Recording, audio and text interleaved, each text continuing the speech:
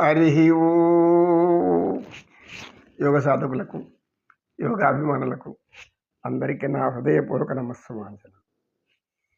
మనమందరం కూడా ఎప్పుడు ప్రశాంతంగా ఆనందంగా ఉండడానికి ప్రయత్నిస్తుండాలి.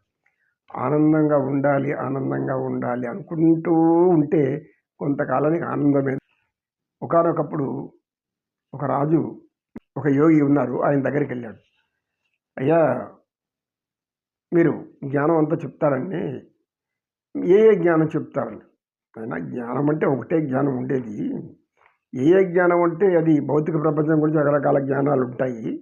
కానీ జ్ఞానం అనేది దైవ జ్ఞానం ఒకటే. మీరు భౌతిక ప్రపంచంలో ఉండే జ్ఞానం కావాలంటే మీకు అనేక రకాల పదార్థాలు తినే ఆ జ్ఞానం కావాలంటే అవి కొనుక్కోవచ్చు.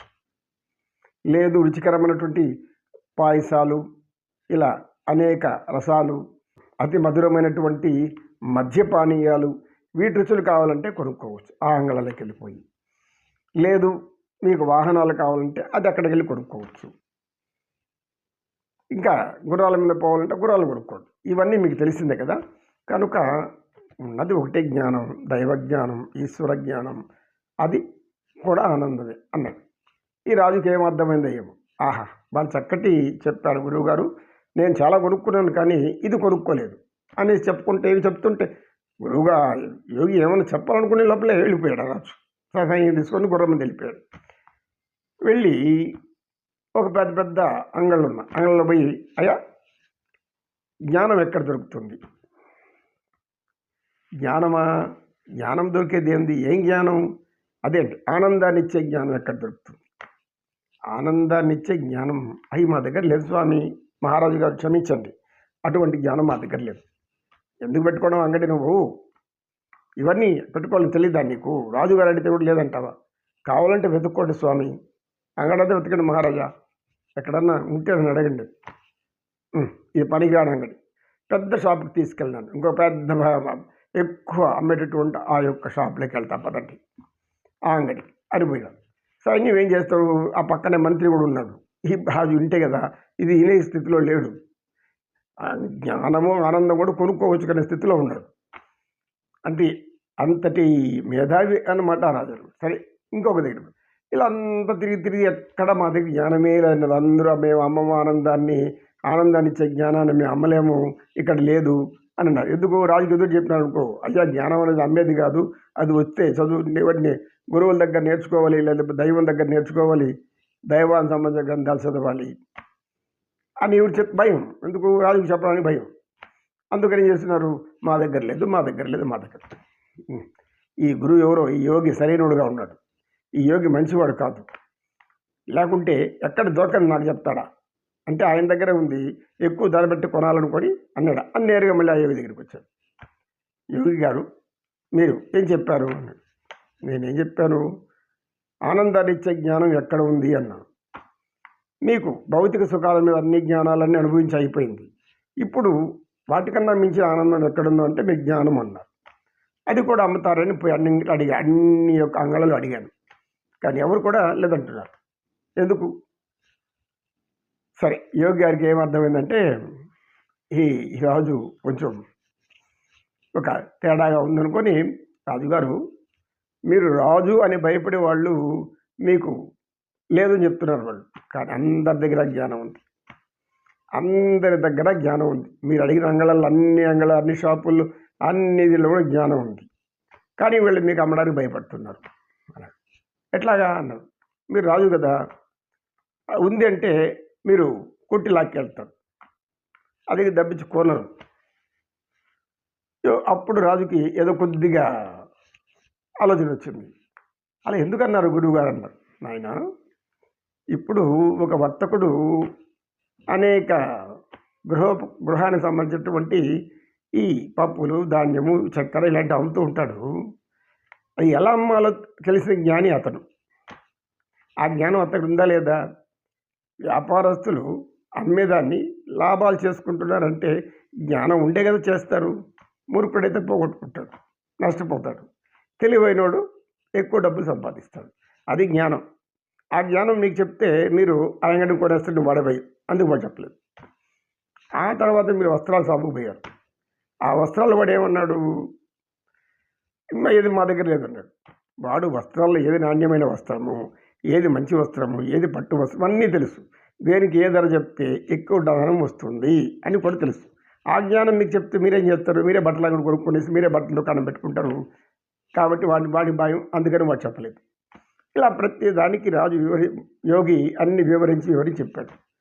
ఓహో, ఇవన్నీ జ్ఞానమా, కానీ ఇవన్నీ ఆనందాన్ని, ఇవన్నీ నా దగ్గర ఉన్న ఆనందాన్ని ఇవ్వడం లేదండి. మహారాజా, నేను చెప్పే లోపల మీరు వెళ్ళిపోయారు. అలాంటి జ్ఞానం ఎక్కడ అమ్మరు, ఆనందం ఇచ్చే జ్ఞానం ఎక్కడ అమ్మరు నాయన రాజుగారు అంటే. అప్పుడు వెంటనే రాజుకి జ్ఞానోదయం అయింది. ఓహో, ఇదేదో వేరే జ్ఞానంగా ఉంది, నేను అజ్ఞానంలో ఉండిపోయాను అని గురువుని దిగి వచ్చి గురువు ముందు నమస్కారం చేసి, గురువు గారు అదేదో నాకు చెప్పండి, ఈ రాజకార్యాలతో, ఈ రాజ మర్యాదలతో, అదే అంతఃపుర స్త్రీలతో ఇవన్నీ తాత్కాలిక ఆనందం నాకు అనిపిస్తుంది. అందుకని వెతుక్కుంటూ వస్తే నాకు అజ్ఞానం వల్ల బోధపడలేదు. ఇప్పుడేది చెప్పండి అన్నాడు.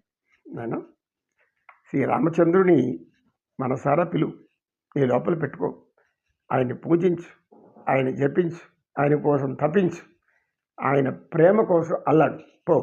వెంటనే నీకు ఆనందం రాకపోతే నన్ను అడుగుతాడు. దానికి ఒక 4 బీజాక్షరాలు నోట్లో చెప్పి రామనామ మంత్రం, శ్రీరామ రామ రామేతి రవే అనేటువంటి మంత్రం చెప్పేసి దీన్ని జపించు, ఒక 108 సార్లు పో అన్నాడు.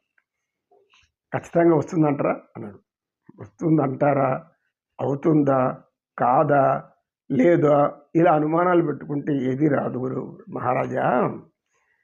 పవిత్రమైనటువంటి మనసుతో, నిశ్చలమైనటువంటి ఏకాగ్రతతో, పూర్తి విశ్వాసంతో నీవు భగవంతుడి సేవిస్తే అప్పుడు నీకు జ్ఞానం వస్తుంది, నీ మనసు ప్రశాంతంగా ఉంటుంది, ఆనందం అనేది ఏమిటో అర్థమవుతుంది. సజీవమైనటువంటి, సంపూర్ణమైనటువంటి, చిరకాలం ఉండేటటువంటి, నీవు బతుకున్నంతకాలం నిన్ను ఆనందింపజేసేటువంటిది ఏదో ఆ జ్ఞానం నీకు వస్తుంది. ఇందుకు నేను మాటిస్తున్నా అన్నాడు యోగి. రాజు మహానందపడిపోయాడు. బాయ్ అంటే ఎంత కావాలి ధనం అన్నాడు. ఆయన నువ్వు అడిగిన జ్ఞానాలన్నీ వాళ్ళు డబ్బిచ్చి కొనుక్కునేటివే. ఈ జ్ఞానం డబ్బుతో కొనలేవు. నువ్వు ఈ ఆనందాన్ని డబ్బుతో కొనలేవు, ఎక్కడ దొరకదు నీకు డబ్బుకి. ఎందుకంటే డబ్బుతో ఎవరైనా ధనంతో అమ్ముతున్నారు అంటే అది నీకు అసలైన జ్ఞానం కాదు. ఉచితంగా ఎవరైనా చెప్తున్నారంటే అదే జ్ఞానము. అంటే మీ దైవాన్ని గురించి, దైవ స్వరూపాన్ని గురించి, దైవంలో ఉన్నటువంటి సత్యాన్ని గురించి, సత్యం అనేటువంటి విలువను గురించి తెలుసుకున్నప్పుడు నిత్యమైన ఆనందం వస్తుంది. అప్పుడు మీరు సచ్చిదానంద స్వరూపులు అయిపోతారు, వెళ్ళండి అని చెప్పాడు యోగి. రాజు మహానందంతో అయితే మరలా నేను ఒక 7 రోజులు సాధన చేసి మీ దగ్గరికి వస్తాను గురువు గారు అన్నాడు. 7 రోజులు కాదు కదా, నువ్వు ఎప్పుడు అనుకుంటే అప్పటికి రా, నాకే ఇబ్బంది లేదు, నాకు ఎంతకంటే వేరే పని కూడా లేదు. ఎందుకంటే ఎవరైనా చెప్పడమే నా పని అన్నాడు ఆ యోగి. రాజు అంటే ఈ యోగి ఏ ధనము లేదు, ఇక్కడ ఎవరు ఆయనకు ఆనందింపచేసేటువంటి విషయాలు కూడా ఏమీ లేవు, ఏదో కూర్చొని ఇక్కడ ఉన్నాడు, ఎట్లా ఆనందిస్తున్నాడు, ఇంత ఆనందం ఈయనకి ఎలా తెలిసింది అని ఆలోచిస్తున్నాడు. అప్పుడు యోగి, రాజుగారు మళ్ళీ మీ మనసు అనుమానం పెట్టుకోకండి, నేను ఎందుకు ఆనందిస్తున్నానా, నేను ఆనందం ఉందా లేదని వద్దు, మీ ఆనందం మీకు చెప్పాను, మీరు పోండి ఎత్తుక్కోండి అని చెప్తే అప్పుడు రాజుకు పోయమ్మ, ఈ యోగి సామాన్యమైన యోగిగా లేడు అనుకో, నమస్కారం పెట్టేసి వెళ్ళిపోయారు. ఈ విధంగా ఉంటుంది. ఆనందము, జ్ఞానము అంగట్లో దొరికేట్టుగా ఉంటే అనేక మంది పోయి పోటీపడి క్యూలో నిలబడి కొనుక్కొని ఆనందంగా ఉంటారు. ప్రపంచం ఆనందం అయిపోతుంది అనుకొని. కానీ అవి దొరికే వస్తువులు కాదు కదా, మన లోపల ఉండి వెతుక్కుంటే దొరికే వస్తువు అది. హృదయం లోపల మనం ఆ హృదయాంతరాలలో అంతరాత్మను ఒక్కసారి కదిలించి చూస్తే ఆ ఆనందం మనకు చెప్పకుండానే మన దగ్గరకు వచ్చేస్తుంది. కానీ అది విన్నాం కదా, అది మనకు అవసరం లేదు ఇప్పుడు. ఎందుకంటే నేను నిత్యం భౌతిక జీవితంలో ఎవరి మాటలో పట్టించుకోవాలి, బాధపడాలి, ఎవరినైనా అనాలి, బాధపడాలి, పని గంటపనులు చేయాలి, బాధపడాలి. బాధలే నాకు ఆనందం. ఈ దైవంతో కూడిన ఆనందం నాకు వద్దు అనుకునేవాళ్ళు కొంతమంది ఉంటారు. భక్తితో దేవుణ్ణి ఆర్ద్రతో ప్రార్థించేవాళ్ళు, ఆనందించేవాళ్ళు శ్రీమన్నారాయణుడి లోపల నిలబడి నిలుచుకొని ఆయనలో పరిభ్రమిస్తూ ఆయనలోనే జీవిస్తూ జ్ఞానిస్తూ ఉంటే పరమానందం శాశ్వతమానందం అర్థమవుతుంది. నమో కృష్ణ నమో కృష్ణ. ఓం నమో నారాయణాయ నమః. సర్వే జనా సుఖినో భవంతు. జ్ఞానం ఆనందం. శ్రీకృష్ణం వందే జగద్గురు.